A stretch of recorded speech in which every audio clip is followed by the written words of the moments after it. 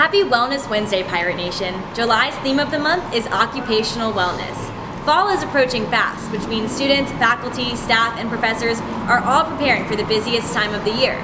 So whether you have the 4th off tomorrow or a 30-minute break at work, there are so many ways to make the most of your break. So let's get into it. So when you're taking a vacation or stepping away from the desk, make sure to not check your email. You can even delete the app if you don't want to check it, but just get away from the work.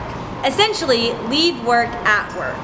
If you have a workspace or a desk that you constantly work at, try to take your lunch break or your breaks away from there so that you're not constantly in the same space.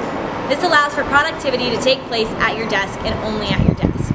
Flex your hours whenever it's possible.